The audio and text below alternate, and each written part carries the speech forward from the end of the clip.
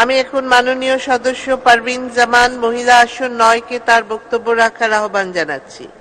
আপনার সময় ৭ মিনিট।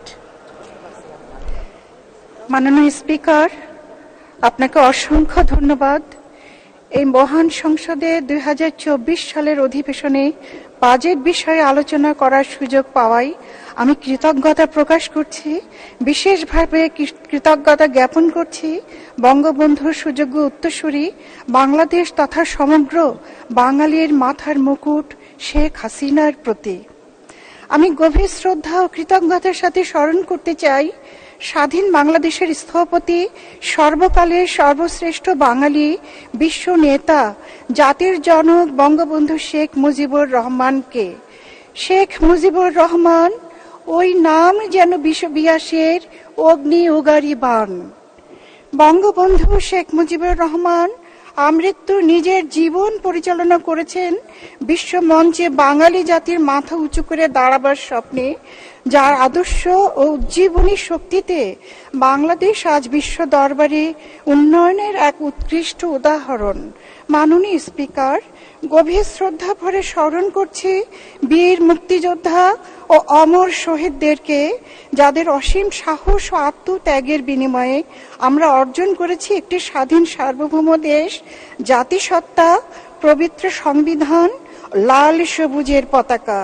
আমি আরো গভীর শ্রদ্ধার সাথে স্মরণ করছি ৭৫ সালের ১৫ আগস্টের কাল রাতে বঙ্গবন্ধুর সাথে শাহাদাত বরণ করি তার সহধর্মিণী, সাহসী মহিয়সী নারী, সহস্র ফুলের সৌরভ মাখা একটি নাম, বঙ্গমাতা শেখ ফজিলাতুন্নেসা মুজিব, ছোট্ট শিশু শেখ রাসেল, শেখ জামাল, শেখ কামাল এবং পরিবারের অন্যান্য সদস্য সহ জেল হত্যাকাণ্ডে শহীদ জাতীয় ৪ নেতাকে। মাননীয় স্পিকার, আমি অত্যন্ত কৃতজ্ঞ চিত্তে আন্তরিক ধন্যবাদ জানাচ্ছি গণতন্ত্রের মানুষ কন্যা, আধুনিক বাংলাদেশের রূপকার, সফল রাষ্ট্রনায়ক, বঙ্গবন্ধুর সুযোগ্য কন্যা জননেত্রী শেখ হাসিনাকে, যিনি আমাকে মনোনয়ন দিয়ে এই মহান সংসদে আসার সুযোগ করে দিয়েছেন। অন্তর্ভুক্তিমূলক উন্নয়নের দর্শন ধারণ করে মাননীয় স্পিকার ২০৪১ সালের মধ্যে একটি উন্নত, সমৃদ্ধ ও স্মার্ট দেশে পরিণত হতে দুর্বার গতিতে এগিয়ে চলেছে বাংলাদেশ। সর্বকালের সর্বশ্রেষ্ঠ বাঙালি জাতির পিতা বঙ্গবন্ধু শেখ মুজিবুর রহমান যে সোনার বাংলা গড়ার স্বপ্ন দেখেছিলেন, তা তার সুযোগ্য কন্যা আমাদের মাননীয় প্রধানমন্ত্রী শেখ হাসিনার বলিষ্ঠ ও দূরদৃষ্টি নেতৃত্বে বাস্তবায়িত হচ্ছে।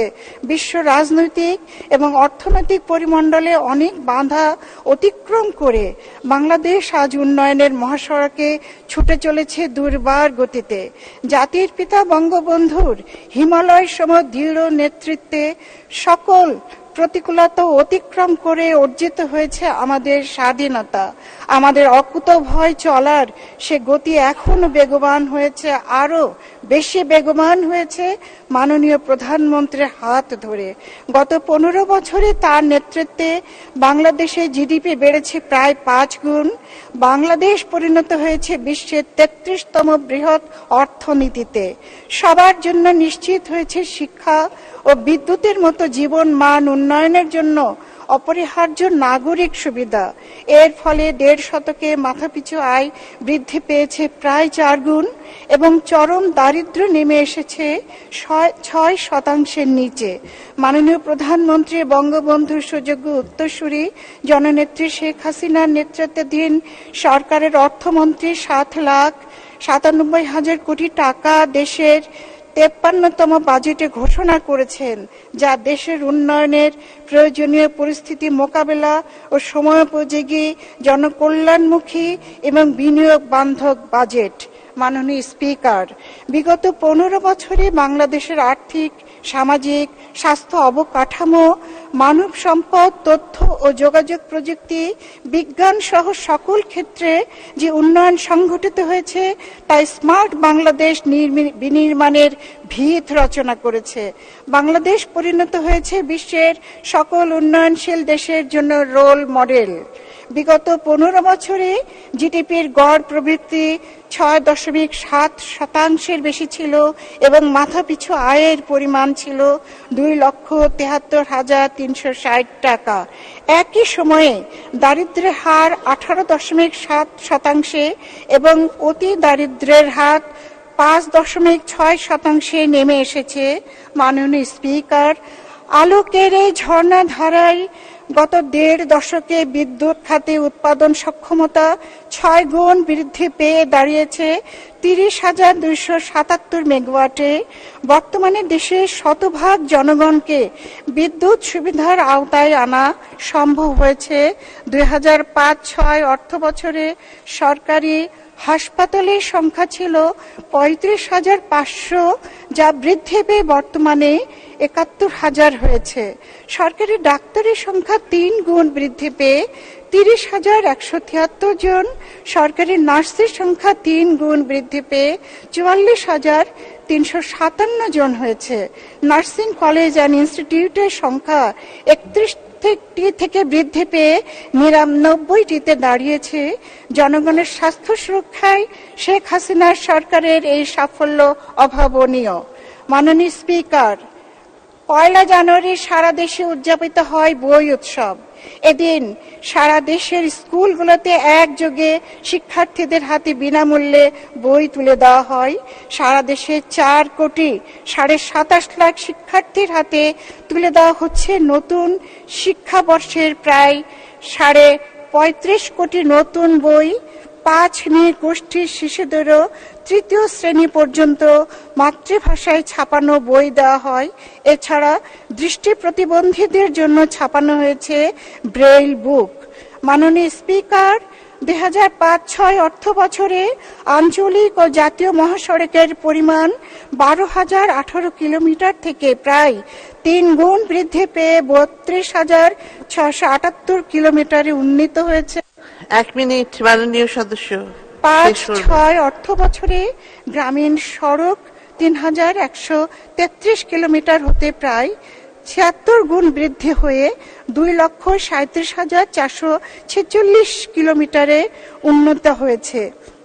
মাননীয় স্পিকার, 1996 সালে সরকার গঠনের পর পার্বত্য চট্টগ্রামের 25 বছরের গৃহযুদ্ধের অবসান ঘটিয়ে শান্তি চুক্তির ব্যবস্থা নেন শেখ হাসিনা। এর স্বীকৃতিস্বরূপ 1998 সালে ইউনেস্কো তাকে হুপে বয়ানি শান্তি পদকে ভূষিত করে।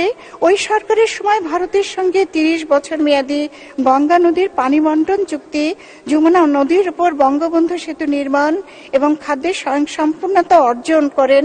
পরবর্তী সময়ে শেখ হাসিনা সরকার ভারতের সাথে 68 বছর ধরে বিদ্যমান সীমানা বিরোধ ও ছিটমহল সমস্যার নিষ্পত্তি করেন। মাননীয় স্পিকার, মাননীয় সদস্য, আপনার সময় শেষ হয়েছে, আর 1 মিনিটে শেষ করুন। নেতৃত্বের কারণে পৃথিবীর মানচিত্রে বাংলাদেশ আজ একটি সম্মানজনক অবস্থা নিশ্চিত করার পথে দুর্বার গতিতে এগিয়ে যাচ্ছে। বিদেশি ঋণের উপর নির্ভরশীলতা কাটিয়ে এখন আমরা ঋণ দিতে শুরু করেছি। আজকের বাংলাদেশের এই সমুদায় অগ্রগতি বঙ্গবন্ধু কন্যা শেখ হাসিনার সুযোগ নেতৃত্ব ছাড়া সম্ভব হতো না। তিনি অবিকল্প। বাংলাদেশের অপমান মানুষের ভালোবাসার কারণেই তিনি 5মবারের মতো প্রধানমন্ত্রী নির্বাচিত হয়ে দেশের মানুষের ভাগ্য বিনির্মাণে নিরলসভাবে কাজ করে যাচ্ছেন। অন্ধকারে সিন্ধু তীরে একলাটি ওই মেয়ে আলোর নৌকা ভাসিয়ে দিল আকাশ পানে চেয়ে। মাননীয় স্পিকার, আমার নির্বাচনী এলাকা ঝিনাইদহ এর সামগ্রিক উন্নয়নে ছোঁয়া লেগেছে। মানুষের জীবন মান এখন আগের চেয়ে অনেক ভালো, কিন্তু কৃষিজীবী মানুষের জীবন মান আরো পরিবর্তন করা সম্ভব। এই এলাকাকে অর্থনৈতিক অঞ্চল ঘোষণার মাধ্যমে আনুষঙ্গিক কিছু অবকাঠামোগত সুযোগ তৈরি করতে পারলে জাতীয় বাজেটে।